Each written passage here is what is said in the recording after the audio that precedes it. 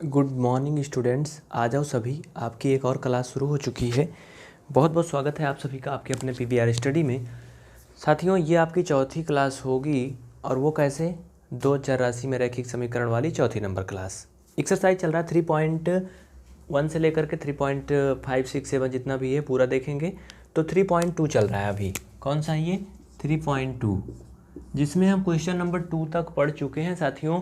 Question number 3 और question number 4 ये दोनों एक जैसे हैं। इनमें क्या बताना है, संगत और असंगत। ध्यान से देखना, बहुत अच्छे से बताएंगे, कंफर्म है समझ में आएगा। ये संगत और असंगत बताना है। कह रहा है कि दो समीकरण दिए गए हैं, इन्हें चेक करिए कि संगत हैं कि असंगत हैं। अगर संगत हैं तो इनको ग्राफीय विधि से हल भी करिए। तो चलिए देखते हैं क्या है पूरा लफड़ा। ये ध्यान से देखना, पूरा क्लास को देखना। और जो नए छात्र छात्राएं जुड़े हैं वो इस चैनल को जल्दी से सब्सक्राइब करें। और मित्रों, अगर इस क्लास को आप PVR study for basic and DElEd वाली क्लास पे देख रहे हैं चैनल पर, तो आप PVR study for 10th and 12th courses, NCERT courses इस चैनल पे आ जाएं, ठीक ना। क्योंकि पीवीआर स्टडी के 3 चैनल चलते हैं, याद रखना। अभी बताऊंगा लास्ट में, क्लास देखो पहले। तो इस समीकरण को आप इस रूप में लिखोगे और दूसरा वाला जो समीकरण है इसे भी क्या करोगे, आप इस रूप में लिखोगे। कहने का मतलब समझना, ये समीकरण 1 बन गया, ये समीकरण 2 बन गया।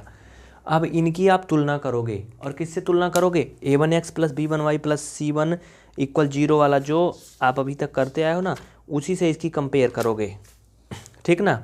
अब लिखिए, नई लाइन से लिखिए। दोनों में मैं पार्टीशन कर देता हूँ, टेंशन मत लो। अब लिखिए समीकरण 1 की a1x plus b1y plus c1 equal 0 से तुलना करने पर, तो जब इसकी तुलना करोगे तो आप ध्यान दो, तो a1 का मान तो यहाँ कुछ है नहीं, गुणांक कुछ नहीं तो 1 होगा। b1 का मान भी कुछ नहीं है, गुणांक क्या है, 1 है। यानी कि a1 का मान क्या होगा प्रिय मित्रों, a1 1 होगा, b1 क्या होगा, 1 होगा।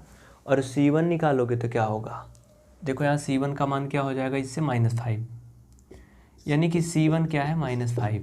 ध्यान देना, अगला देखना। अब लिखो इसको, समीकरण 2 की a2x plus b2y plus c2 equal 0 से तुलना करने पर, जल्दी लिखो, समीकरण 2 की a2x plus b2y plus c2 equal 0 से तुलना करने पर। चलो कर लेते हैं।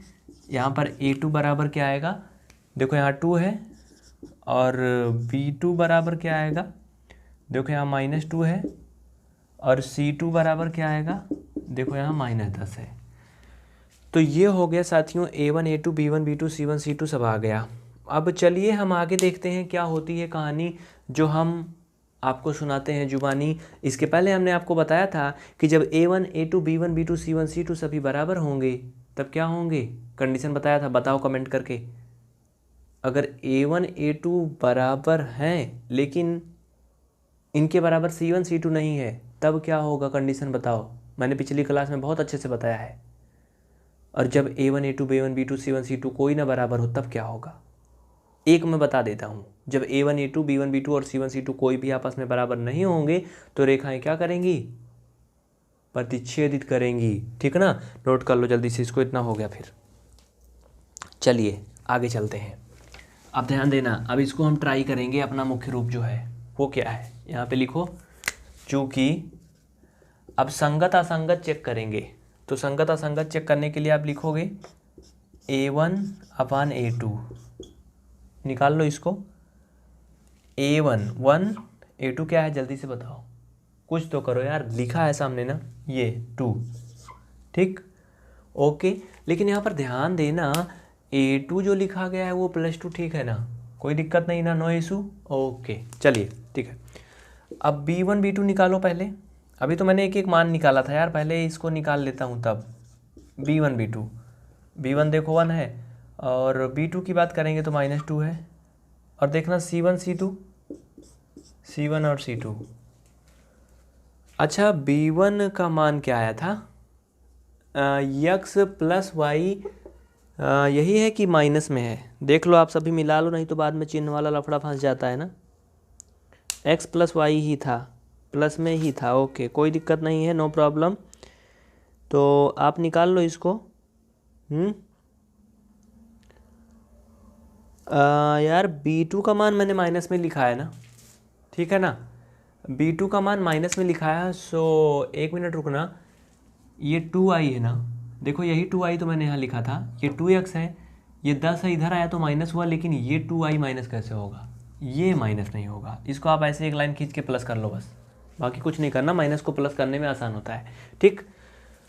तो इस तरह से आपका ये भी मान क्या आएगा, पॉजिटिव आएगा। C1 C2 की बात देखो, C1 का मान -5 है और C2 का मान -10 है। देखो बहुत ध्यान देना पड़ता है, नीचे ऊपर दोनों में माइनस है तो ये प्लस हो जाएगा, और 5 1 कम 5, 5 दूना 10। यहाँ पर आपको एक बात नज़र आ रही होगी, A1 A2 B1 B2 और C1 C2 तीनों बराबर है, तीनों बराबर है ना। जल्दी से नोट कर लो इतना, उसके बाद मैं आगे बताता हूँ क्या होगा। आप जल्दी करो, वीडियो को रोक करके या फिर स्क्रीनशॉट ले लो तुरंत, बहुत जल्दी फटाफट बिना देर करे हुए, जल्दी करिए। हो गया ना। जब तीनों बराबर हैं तो क्या होगा, आगे लिखना, A1 इक्वल A1 अपान A2 इक्वल B1 अपान B2 इक्वल C1 अपान C2 आ गया, आपने देख लिए सब बराबर आ गया।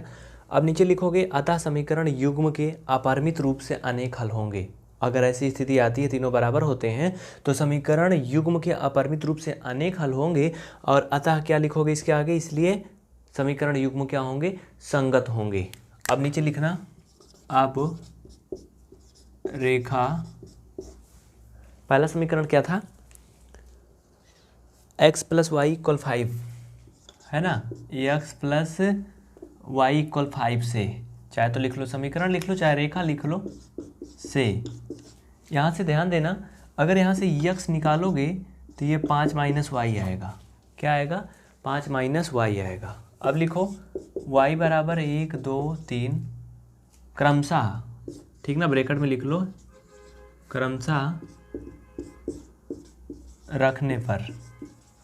तो देखिए ध्यान देना, अगर आप इसमें y का मान अलग अलग रखोगे तो x के मान अलग अलग आएंगे। तो साथियों चलो रख लेते हैं, x इक्वल 5 माइनस वाई है, तो y का मान जब 1 रखोगे तो x का मान क्या आएगा, ध्यान देना, 5 माइनस 1 तो x का मान क्या आएगा, 4 आएगा।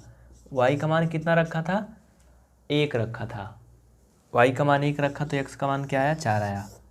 ध्यान देना, y इक्वल 2 रखने पर क्या होगा, इसी में रखना है ना, तो x बराबर 5 माइनस वाई की जगह पर 2 रख दिया इसमें, तो x का मान क्या आ गया, 3 आ गया। इसी तरह से और भी कर लो, y इक्वल 3 रखने पर, देखो जब इसमें y का मान 3 रखोगे ना तो भाई 5 में से 3 घट जाएगा, 2 आ जाएगा, यानी x का मान क्या आएगा, 2 आएगा। अब देखो यहाँ पर 3 बिंदु मिल गए मित्रों, 3 बिंदु मिल गए। पहला ए बिंदु क्या मिला, x कामा वाई इक्वल 4 कामा 1, दूसरा बिंदु मिला है x कामा वाई इक्वल 3 कामा 2, तीसरा मिला है x कामा वाई इक्वल 2 कामा 3। जल्दी से इन बिंदुओं को लिख लो फटाफट इतना, फिर आगे लिखना, बहुत जल्दी करिए, फटाफट तुरंत नोट करिए, स्क्रीनशॉट लीजिए या फिर वीडियो को रोक करके लिखिए, जल्दी करें। जो बिंदु आए थे उनको आगे लिख लेंगे हमें कुछ इस तरह से, अतः दिए गए समीकरण 1 से प्राप्त बिंदु 4 कामा 1 बी जो है 2 कामा 2 और 2 कामा 3 है, अतः इन्हें हम या फिर जिसे हम इस तरह से लिख सकते हैं, बोलो लिख सकते हैं ना, y लिखा है, इधर लिखा है x इक्वल 5 माइनस वाई, तो ये मान आए हैं। अब चलो इनको ग्राफ पे दिखा दो बस, ठीक ना।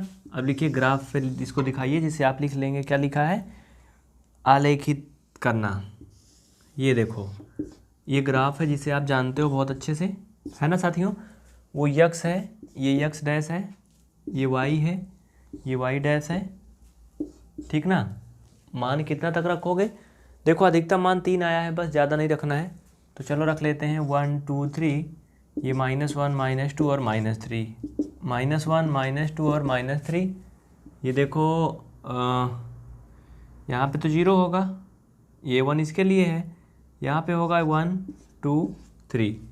ध्यान देना कैसे बनेगा, 4 कामा 1 का मतलब हुआ मित्रों कि x का मान 4 है, y का मान 1 है, x पर 4 बिंदु चलना है। तो यार थोड़ा सा और बढ़ा लो, ये देखो 4 भी हो गया, चलो, और प्लस में ही चलना है, तो x पर 4 बिंदु चलेंगे तो हम यहाँ आ गए, y पर 1 कह रहा है, 1 मतलब थोड़ा सा ही ऊपर जाना है, कहने का मतलब यहाँ कहीं है 4,1। ध्यान देना, ये बन गया 4,1। अगला कह रहा 3,2। एक्स पर 3 चलना है मतलब यहाँ, वाई पर 2 चलना है मतलब यहाँ। अरे ऐसे ना, ये ऐसे, तो ये 3,2 हो गया। बहुत ध्यान से समझना। अगला बिंदु है 2,3। एक्स पर 2 और वाई पर 3, तो ये एक्स पर 2 यहाँ पे होगा, वाई पर 3 मतलब यहाँ पे होगा। तो ये ऐसे जाएगा, मतलब यहाँ पे क्या आएगा, 2,3। तो साथियों इस तरह से आपका ये ग्राफ बन के रेडी हो चुका है, जिसे आप तैयार कर लिए। ये ऐसे आप मिला दोगे तीनों लाइनों को काटती हुई, और सीधी एक रेखा निकल जाएगी प्यार से, ऐसे एकदम सीधा जाएगा ये। कैसे? एकदम सीधा ऐसे मिलाओगे पटरी से तो आ जाएगा, ठीक ना। तो ये हुआ आपका ग्राफ। इसे आप चाहो तो काट भी सकते हो ऐसे ले जा करके, ऐसे मतलब देखो प्रतिच्छेदित किया कि नहीं किया इसने, क्या किया, प्रतिच्छेदित किया। अगर एक सीधी रेखा आराम से खींचोगे स्केल रख के तो पूरा आ जाएगा, कोई दिक्कत नहीं होगी। मतलब वो क्या करेगी, उसको प्रतिच्छेदित करेगी, है ना। नोट कर लीजिए जल्दी से। तो ये आपका जो चौथा क्वेश्चन था, तीसरा था, उसका सारा सलूशन इसमें हो चुका है। इसी तरह से हम अगला क्वेश्चन भी कर ले जाएंगे। और हर दिन ये क्लास देखना। आप इस क्लास को देख रहे हैं PVR study for NCERT solution. जी हाँ, PVR study for NCERT solution. अगर आपने इस चैनल को सब्सक्राइब नहीं किया है तो अभी तुरंत कर लें। हो सकता है आप PVR study for basic and DLED वाले चैनल पे इसे देख रहे हो, तो आप इस चैनल को ज़रूर सब्सक्राइब करना, क्योंकि इसी पे ये कंप्लीट क्लास होगी। और बेसिक और DLED वाले पे अब नहीं चलेगी, ये बंद होने वाला है, ठीक ना। तो बेसिक और DLED वाला छोड़ दो अब सभी, और आ जाओ PVR study for NCERT solution. Special NCERT के सारे सलूशन इस पे मिलेंगे। चलते हैं फिर। जय हिंद। अपना और अपनों का ख्याल रखना, और अपने कैरियर को भी आगे बढ़ाना, कुछ अच्छा करना साथियों। बहुत जल्दी ही आपका कोर्स कंप्लीट कर रहे हैं हम, आपके लिए 3 क्लास लेके आएंगे एक साथ।